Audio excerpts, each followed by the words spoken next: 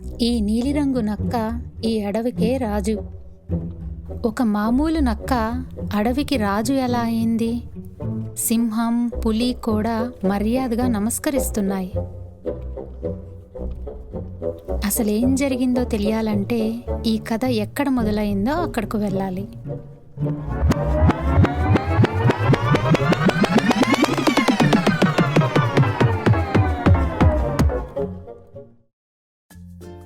అన్ని కథల్లాగే ఈ కథ కూడా ఒక దట్టమైన అడవిలో మొదలైంది. అక్కడ నివసించేది ఒక జిత్తులమారి గుంట నక్క. దానికి ఒళ్ళంతా బద్ధకమే. ఎంత హాయిగా ఉంది ఈరోజు. హాయిగా విశ్రాంతి తీసుకోవచ్చు.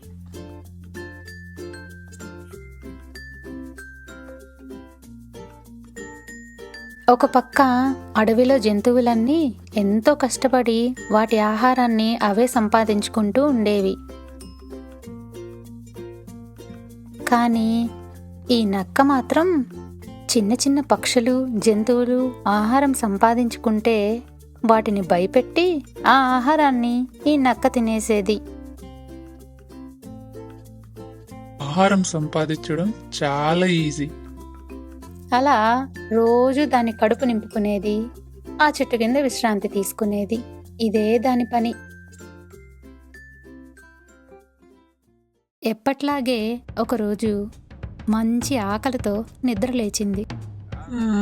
ఆకలిగా ఉందే, ఏమైనా తిందాం పోయి. ఈ చిలకలు ఉడతలు ఎక్కడున్నాయి? దొరికినాయి. Para todo trabajo, tudo.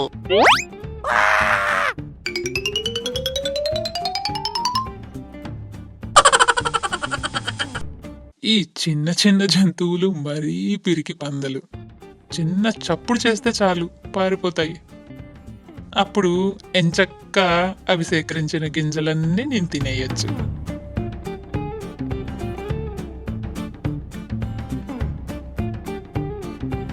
చెప్పానా చాలా ఈజీ అని.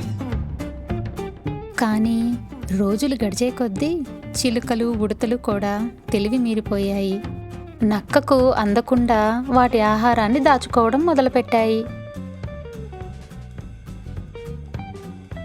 ఈ ఉడతలకి, చిలకలకి కూడా తెలివి ముదిరిపోయింది. నాకే అందకుండా దాస్తున్నాయి. ఇప్పుడేం చేయాలబ్బా?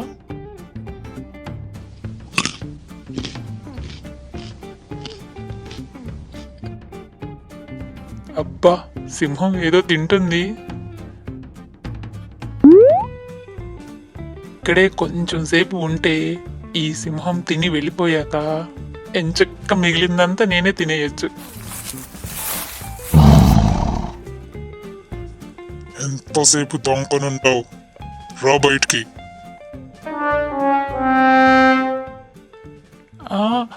అయ్యో, దాక్కోవడం లేదు. నేను అలా వెళ్తూ ఉంటే మీరు కనిపించారు. ఏం తింటున్నారా అని చూస్తున్నాను దూరం నుండే. నువ్వు రోజు చేసే పని నాకు తెలియదు అనుకుంటున్నావా? చిన్న చిన్న జంతువుల దగ్గర నుండి ఆహారం కొట్టేసి నీ కడుపు నింపుకుంటున్నావు. నీ ఆహారం నువ్వు సంపాదించుకోవడానికి కూడా బద్ధకమా? అయ్యయ్యో, అది బద్ధకం కాదు. ఎప్పుడైనా అవసరం వస్తే వాడదామని దాచిపెడుతున్నాను. నా నుండి, నా ఆహారం నుండి దూరంగా ఉండు, లేదా ఇక్కడికి ఎందుకు వచ్చావా అని పశ్చాత్తాపడతావు. మీరు తినండి, నేను వెళ్తున్నా. ఏదో తినేదేదో ఇవ్వమన్నట్టు పోజు కొడుతుంది. అది వదిలేస్తే కదా తిందామని చూస్తున్నాను. ఇంక ఈ అడవిలో లాభం లేదు. అందరికి తెలివితేటలు ముదిరిపోతున్నాయి. ఇక పక్కనే ఉన్న ఊర్లో ఏమన్నా దొరుకుతుందేమో చూడాలి. అక్కడైతే అందరూ రకరకాల వంటలు వండుతారు. కోళ్ళు, కోడిగుడ్లు, అబ్బబ్బబ్బబ్బా, నాకు పండగే. అలా దాని చూపు ఆ గ్రామం మీద పడింది.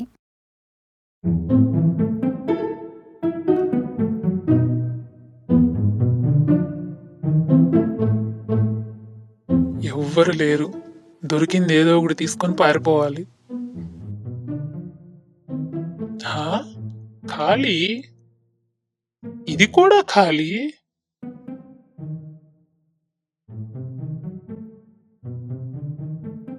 హా? కోళ్ళు లేవు, కోడి గుడ్లు లేవు. దీని కింద ఏమైనా ఒట్టి దుమ్ము ధూళి. దీనికోసమేనా ఇంత దూరం వచ్చాను? ఛీ, ఒక పక్క ఆకలిస్తుంది, ఇక్కడేమో ఏమి దొరకడం లేదు. ఛీ, ఈ రోజు నా లక్కే బాలేదు. ఇంత దూరం వచ్చింది వేస్ట్.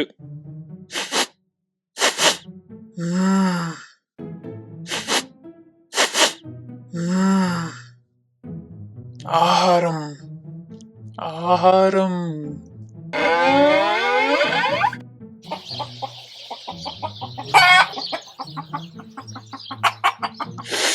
అబ్బా, దీనికోసం కాదు ఇంత దూరం వచ్చింది. కోళ్ళు, ఆహారం, గింజలు అన్నీ ఒకే చోట.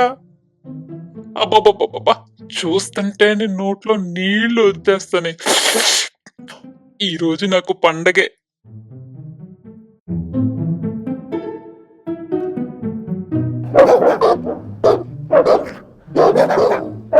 ఆ? ఇవి ఎక్కడి నుంచి వచ్చినాయి? వీటికి కూడా ఇప్పుడే దొరికిందా టైము? పరిగెత్తురా పరిగెత్తు, దొరికామంటే చచ్చావే.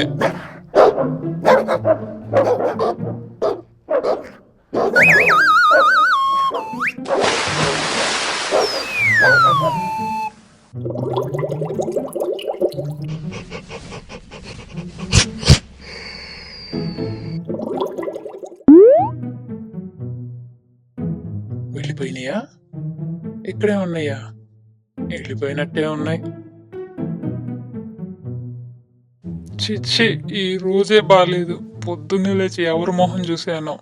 ఇంకెవరిది? ఆ సింహాన్ని చూసుంటా. హే, నేనేనా? ఛీ, ఏంటి రంగు? చూడ్డానికి వింత జీవిలా ఉన్నా. ఐడియా! నన్ను నేనే గుర్తుపట్టుకోలేకపోయాను. ఇక ఆ జంతువులేం గుర్తుపడతాయి? ఇదే అవతారంలో అడవికి వెళ్ళి అందరినీ ఒక ఆట ఆడిస్తా.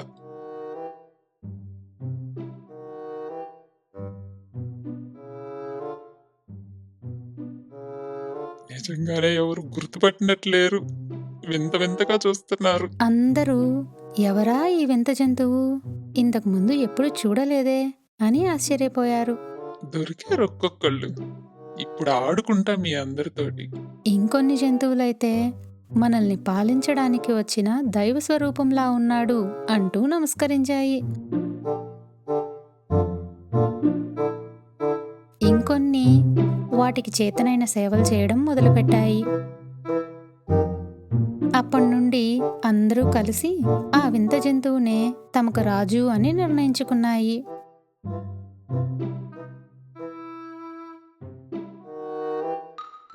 చెప్పానా, ఆహారం దొరకడం చాలా సులభం, కష్టపడాల్సిన పనే లేదు.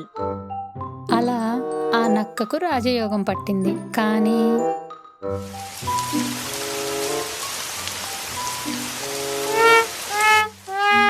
సరిపోయింది.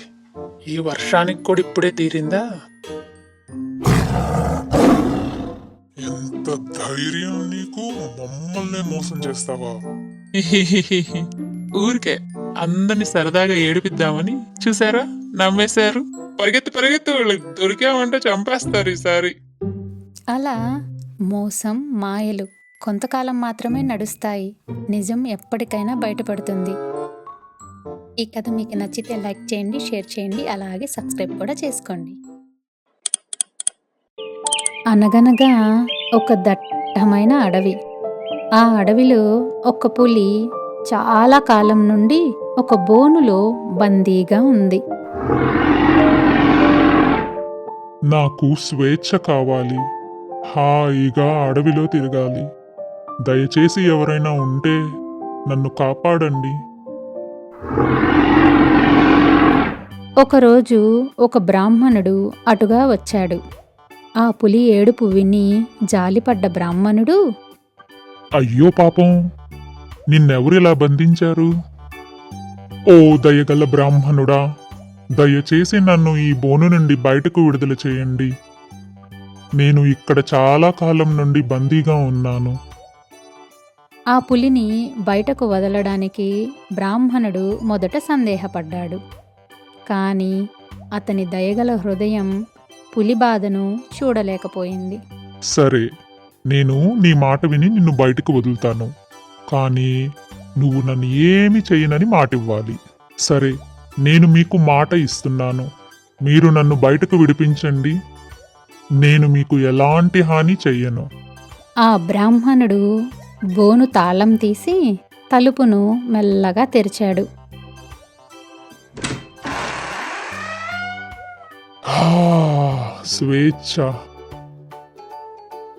ఆ పులి మెల్లగా బోను నుండి బయటకు వచ్చి హాయిగా ఒళ్ళు విరుచుకొని చుట్టుపక్కల అంతా చూసి విడుదలను ఆస్వాదించింది.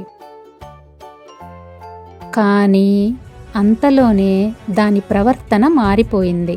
నాకు ఇప్పుడు బాగా ఆకలిగా ఉంది. నిన్ను చూస్తుంటే ఆకలి మరింత ఎక్కువ అవుతుంది. ఇప్పుడు నువ్వే నా భోజనం. ఆ మాటలు వినగానే బ్రాహ్మణుడి గుండె ఆగినంత పని అయింది. ఏంటి? నువ్వు నన్ను ఏమి చేయనని మాటిచ్చావు, మర్చిపోయావా? ఇప్పుడు నువ్వు మాట తప్పుతున్నావు. అవును, మాటిచ్చాను. కానీ మాటలు కడుపు నింపుతాయా? అదంతా నువ్వు నన్ను బయటికి తేబోయే ముందు ఆలోచించుకోవాలి. బ్రాహ్మణుడు ఎలా తప్పించుకోవాలి అని వేగంగా ఆలోచించడం మొదలుపెట్టాడు. సరే సరే సరే, ఒక్క నిమిషం. ఒక పని చేద్దాం. ఈ అడవిలో ఎవరినన్నా అడుగుదాం. వాళ్ళు నువ్వు చేసే పని న్యాయమే అంటే నీ ఇష్టం, నువ్వు నన్ను తినొచ్చు. కానీ ఏ ఒక్కరైనా నువ్వు చేసే పని అన్యాయం అంటే నువ్వు నన్ను వదిలేయాలి. సరేనా? న్యాయం అడుగుతావా? సరే, నన్ను కాదని నీకు న్యాయం చెప్పేదెవరో నేను చూస్తా. కానీ గుర్తుపెట్టుకో, ఎవరైనా నువ్వు చెప్పేది న్యాయం అంటేనే నిన్ను వదిలేస్తా. లేకపోతే నువ్వు నాకు ఆహారం కావాల్సిందే. ఆ మాటలు విన్న బ్రాహ్మణుడు హడావుడిగా ఎవరినైనా న్యాయం అడగాలి అని బయలుదేరాడు. పరిగెత్తు పరిగెత్తు. నువ్వు ఎంత మందిని అడిగినా చివరికి నువ్వు ఆహారం అవ్వాల్సింది నాకే. అలా కొంత దూరం పరిగెత్తిన తర్వాత ఆ బ్రాహ్మణుడికి ప్రశాంతంగా గడ్డి తింటూ ఉన్న ఒక ఆవు కనిపించింది. ఆ ఆవు దగ్గరకు వెళ్ళి, ఓ గోమాత, మీరే నాకు న్యాయం చెప్పాలి. నేను ఈ పులి ఆపదలో ఉన్నప్పుడు కాపాడాను. కానీ ఇది తిరిగి నన్నే తింటా అంటుంది. ఇదేమన్నా న్యాయమా? ఓ బ్రాహ్మణుడా, నాకు నీ బాధ అర్థమైంది. నేను ఒకటి చెప్తా విను. కొందరు మనుషులు వాళ్ళ స్వార్థం కోసమే జంతువుల్ని వాడుకుంటూ ఉంటారు. నేను రోజు తాగడానికి మనుషులకు పాలు ఇస్తాను. కానీ వాళ్ళు ఒక్కసారి నేను ముసల్దాన్ని అవ్వగానే కసాయివాడికి అమ్మేస్తారు. నువ్వు ఈ పులిని కాపాడావు, అది నీ గుణం. పులి తన ఆహారం కోసం వేటాడి చంపడం దాని గుణం. దీనిలో పులి తప్పేముంది? దాని స్వార్థం అది చూసుకుంటుంది. ఆ మాటలు విన్న బ్రాహ్మణుడు విస్తుపోయాడు. అలా ఎంతో నిరాశగా వేరే ఎవరినైనా సహాయం అడుగుదామని అక్కడి నుండి బయలుదేరాడు. అలా కొంత దూరం ప్రయాణించిన తరువాత దూరంగా ఒక పెద్ద చెట్టు కనిపించింది. ఆ చెట్టు ఏమైనా సహాయం చేస్తుందేమో అన్న ఆశతో చెట్టు దగ్గరకు వెళ్ళి, ఓ మహావృక్షమా, మీరే నన్ను కాపాడాలి. నేను ఈ పులి ఆపదలో ఉన్నప్పుడు కాపాడాను. కానీ దానికి తిరిగి ప్రతిఫలంగా ఈ పులి నన్నే తింటా అంటుంది. ఇదేమన్నా న్యాయమా? ఓ బ్రాహ్మణుడా, నేను చాలా కాలం నుండి ఇక్కడే ఉన్నాను. దారిలో వచ్చేవారికి పోయేవారికి నీడను కూడా ఇచ్చాను. కానీ కొందరు స్వార్థపు మనుషులు ఏమి చేస్తారో తెలుసా? నా కొమ్మలను విరిచి వాళ్ళ స్వార్థానికి వాడుకుంటారు. దయకు చాలాసార్లు ద్రోహమే ప్రతిఫలంగా దొరుకుతుంది. ఇందులో ఈ పులి తప్పేముంది? అది దాని గుణం. అలా నిరాశగా అక్కడ నుండి వెళ్ళిపోయాడు. ఎంతో ఆశగా ఎదురుచూస్తున్న బ్రాహ్మణుడికి నిరాశే మిగిలింది. వేరే ఎవరినైనా సహాయం అడుగుదామని అక్కడి నుండి బయలుదేరాడు. కొంత దూరం వెళ్తూ ఉండగా ఒక చిన్న కొలను దగ్గర నీళ్లు తాగుతూ ఒక గాడిద కనిపించింది. ఆ బ్రాహ్మణుడు ఎంతో ఆశగా గాడిద దగ్గరకు వెళ్ళి, ఓ దయగల గాడిదా, నువ్వే నాకు న్యాయం చెప్పాలి. ఈ పులి ఆపదలో ఉన్నప్పుడు నేను కాపాడాను, కానీ ఈ పులే నన్ను తింటా అంటుంది. ఇదేమన్నా న్యాయమా? జీవితం అన్యాయంగానే ఉంటుంది. నన్ను చూడు, నేను చాలా కష్టపడతాను, పెద్ద పెద్ద బరువులు కూడా మోస్తాను, కానీ నా పనిని ఎవ్వరూ మెచ్చుకోరు. మరి అది న్యాయమా? నువ్వేమో నన్ను న్యాయం అడుగుతున్నావు. బ్రాహ్మణుడికి మళ్ళీ నిరాశే ఎదురయింది. అందరూ పులి చేసేదే న్యాయం అంటున్నారు. చూసావా, అందరూ నేనే కరెక్ట్ అంటున్నారు. ఇక పరిగెత్తడం ఆపేసి నాకు ఆహారంగా అవ్వడానికి సిద్ధమవ్వు. ఆ బ్రాహ్మణుడు ఎంతో భారమైన మనసుతో ఇక చేసేదేమీ లేదు, పులికి ఆహారం అవ్వడం తప్ప అని ఆలోచిస్తుండగా దూరంగా ఎవరో ఉన్నట్టు కనిపించింది. అదే జిత్తులు మారి నక్క. దానిని చూడగానే బ్రాహ్మణుడికి మళ్ళీ ఒక చిన్న ఆశ కనిపించింది. ఓ తెలివైన నక్క, నా సమస్యకు నువ్వే సమాధానం చెప్పాలి. నేను ఈ పులిని కాపాడాను, కానీ ఈ పులి నన్నే తింటా అంటుంది. ఇది న్యాయమేనా? అంతా అర్థమైనట్టే ఉంది కానీ అర్థం కాలేదు. అసలు ఏం జరిగిందో మొదటి నుంచి చెప్పు. బ్రాహ్మణుడు మొదటి నుండి చెప్పడం మొదలుపెట్టాడు. అతను ఆ పులిని ఎక్కడ చూశాడో, ఎలా కాపాడాడో, చివరికి ఆ పులి అతనిని ఎలా మోసం చేసిందో అంతా చెప్పాడు. ఏంటేంటి? ముందు నిన్ను తినను అని మాట ఇచ్చిందా? బోన్లో నుండి బయటకొచ్చాక తింటా అని మాట మార్చేసిందా? అదే నన్ను చెప్పేది? జరిగిందంతా నేను నా కళ్ళతో చూస్తే తప్ప నేను ఎవరిది న్యాయం అని చెప్పలేను. అందరం కలిసి ఆ బోన్ దగ్గరికి వెళ్దాం. అది ఎలా జరిగిందో అలాగా నాకు చేసి చూపించండి. అప్పుడు కానీ నాకు ఎవరిది న్యాయం ఎవరిది అన్యాయం అన్నది తెలియదు. ఆ ముగ్గురు అసలు ఈ కథ ఎక్కడ మొదలు పెట్టారో అక్కడకు మళ్ళీ వెళ్ళారు. ఆ? ఈ బోను ఇంత చిన్నగా ఉంది, నువ్వేమో ఇంత పెద్దగా ఉన్నావు. నిజంగా నువ్వు ఈ బోన్లోనేనా ఉంది, లేకపోతే వేరే బోన్లో ఉండి ఈ బోను అని భ్రమపడుతున్నావా? నమ్మబుద్ధి కావట్లేదే. నిజంగా నేను ఈ బోనులోనే చాలా కాలం బందీగా ఉన్నాను. ఆ బ్రాహ్మణుడు చెప్పేది నిజమే. ఆ పులి తను బందీగా ఉంది ఈ బోనులోనే అని నక్కకు నిరూపించాలి అనుకున్నదే తడవుగా మళ్ళీ వెళ్ళి ఆ బోనులో కూర్చొని, చూసావా, ఇప్పుడేమంటావు? పట్టానా లేదా? అరే నిజమే, నిజంగానే పట్టావు. కానీ ఇంకా ఏదో డౌట్గా ఉంది. ఒక పని చేద్దాం.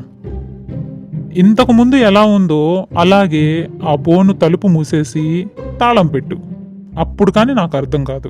నక్క పన్నాగం అర్థం చేసుకున్న బ్రాహ్మణుడు వెంటనే తలుపు మూసేసి తాళం పెట్టేశాడు. ఆ? ఇది అన్యాయం, నన్ను బయటకు విడిపించండి.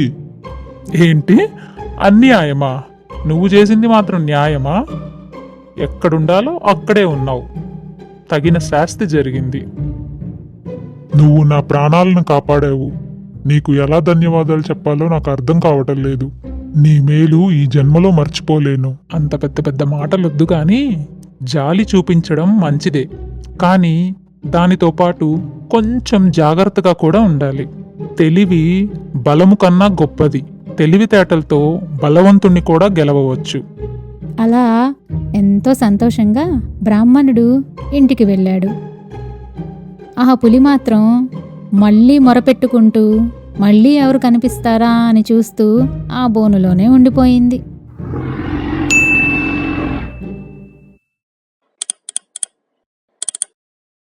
ఒక ఊరిలో ఉన్న పెద్ద చెట్టు మీద 2 కోతులు ఎంతో స్నేహంగా ఆడుకుంటూ ఉండేవి. ఆ 2 ఫ్రెండ్స్ని ఒక నక్క ఎలా మోసం చేసిందో తెలుసుకోబోయే ముందు ఈ వీడియోకి ఒక లైక్ చేయండి. అలాగే ఇలాంటి మంచి మంచి వీడియోల కోసం సబ్స్క్రైబ్ చేసుకోండి. ఒకరోజు అవి ఆడుకుంటూ ఉండగా ఒక కోతికి బాగా ఆకలేసింది. అరే రారా ఆడుకుందాము. అరే ఉండ్రా, ఆకలేస్తుంది, ఏమన్నా తినాలి. ఇప్పుడు ఎక్కడ ఎతకాలబ్బా? అరే అక్కడేదో ఉందిరా. ఉండురా, నేను వెళ్ళి తీసుకొస్తాను. అబ్బా డోనట్. అరే నేను కదరా చూశాను, మరి నేనే తినాలి. అరే నేను కదరా కష్టపడి తెచ్చాను, అరే నేనే నేను తింటా. కదరా ఆకలన్నాను, నేను తింటా. అప్పుడే అటుగా ఒక జిత్తులు మారి నక్క వెళ్తూ ఉంది. తినటానికి ఏమన్నా దొరికితే బాగుండు. ఏంటిదబ్బా అది? డోనట్టా?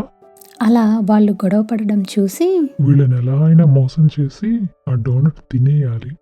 ఏంటి ఫ్రెండ్స్ గొడవ పడుతున్నారు? నువ్వు చెప్పు నక్క, నేను కష్టపడి తీసుకొచ్చాను, మరి నేను కదా తినాలి.